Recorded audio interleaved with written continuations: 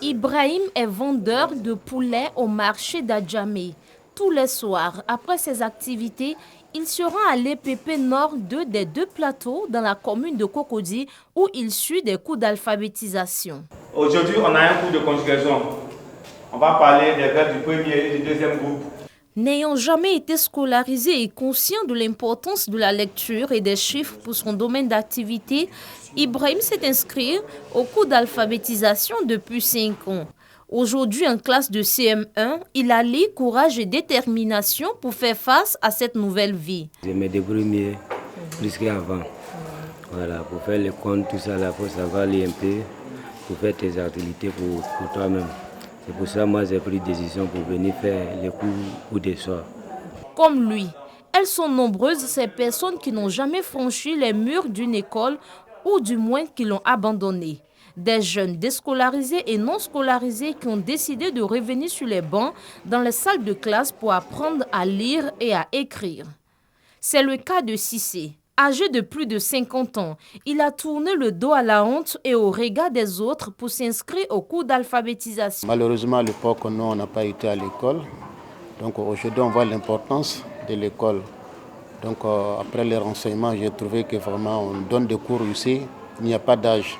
Donc voilà ce qui m'a encouragé de venir apprendre aujourd'hui.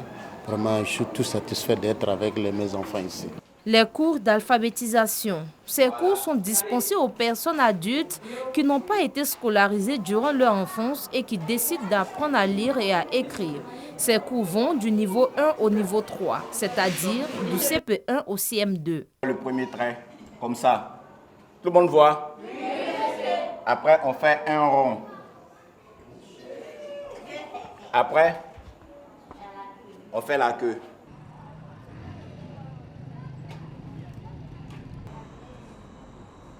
Depuis que j'ai commencé cette composition-là, il faut que je vienne vous soutenir. Joséphine Kouadio est la présidente des centres d'alphabétisation de Cocody. Son combat aujourd'hui est de réduire le taux d'analphabétisme en Côte d'Ivoire, estimé à plus de 40%. On ne peut pas éradiquer, mais on peut diminuer parce que ce n'est pas un virus.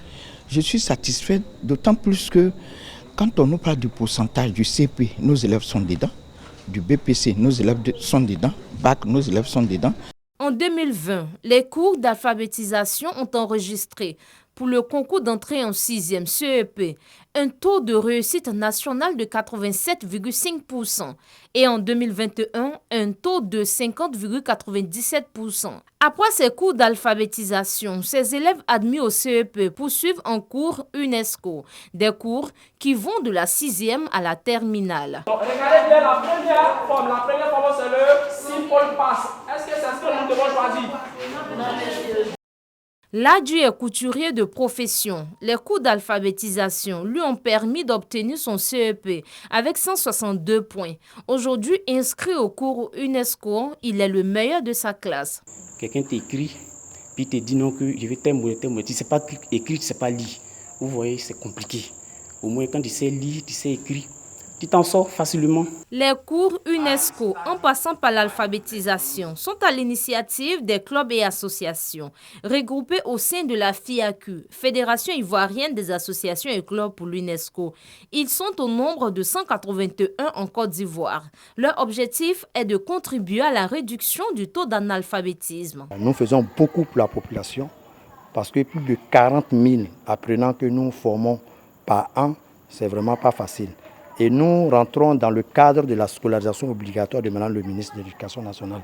Parce que nous voulons former aussi, et je dirais même une jeunesse dynamique, une jeunesse quand même qui pourra demain se prendre en charge. C'est ce que nous voulons faire, en tout cas de cette jeunesse. Ces cours sont généralement dispensés par des jeunes étudiants en fin de cycle à l'université. Ici au cours UNESCO, c'est de façon particulière. Pourquoi? Parce que la majorité des élèves, des apprenants qui sont là, c'est des personnes qui ont quasiment laissé les cours peut-être depuis 1 an, 2 ans, 3 ans, pour certains même plus que cela.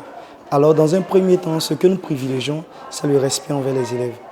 Et bien sûr, il faut être capable d'employer un certain nombre de conditions permettant à l'élève d'abord de le remettre dans le bain de l'école et en même temps, en le remettant dans le bain, créer les conditions pour que les cours qui sont dispensés soient des cours plus accessibles aux candidats. Selon la FIAQ, en 2020, les cours UNESCO ont enregistré un taux de réussite pour le BEPC 38,77% et 34,06% pour le baccalauréat. En 2021, 28,8% pour le BEPC et 21,52% pour le bac. Ces cours UNESCO ont été bénéfiques pour de nombreuses personnes qui ont réussi à s'insérer dans le tissu socio-professionnel. C'est le cas de Brigitte. Des cours d'alphabétisation à l'UNESCO, Brigitte est aujourd'hui infirmière d'État. Elle est présentement en stage au centre de santé urbain d'Akoupé-Zégué. Nous l'avons rencontrée, voici son témoignage. Ce qui m'a poussé même à faire le cours du soir, j'étais partie dans un supermarché. Comme je ne savais pas, je suis rentrée par sortie. Au lieu de rentrer par entrée, je suis rentrée par sortie, on m'a chassé. Quand je partais, c'était juste pour apprendre à lire et écrire. Mais quand je suis partie, les gens ont vu que j'étais un peu forte. Donc ils m'ont proposé même de passer le CP. J'ai dit non, j'étais juste pour venir apprendre à lire et écrire.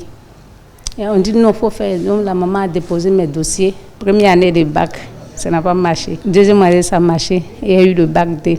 Quand j'ai eu le bac D, j'ai décidé de ne pas m'arrêter là. J'ai lancé le concours de une phase et puis j'ai passé. Je suis en deuxième année. En vue de faciliter l'insertion socio-professionnelle des élèves qui suivent ces cours, la Fédération ivoirienne des associations et clubs pour l'UNESCO bénéficie de l'appui du ministère de l'Éducation nationale, nous explique professeur Ngolo Soro, secrétaire général de la Commission nationale ivoirienne pour l'UNESCO, la fêtière de la FIAQ. Nous sommes à leur disposition. Si un a un projet dans le domaine de l'éducation, ou dans le domaine de l'alphabétisation, qu'il trouve bien, en tout cas qu'il a bien monté, en tenant compte des objectifs de l'UNESCO, il peut nous le soumettre. Et nous, en notre tour, nous le soumettons à l'UNESCO Paris, qui va le juger et peut-être proposer un financement à ce projet.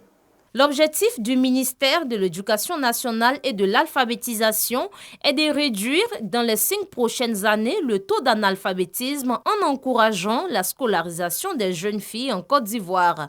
Pour l'heure, l'histoire de Brigitte demeure un témoignage.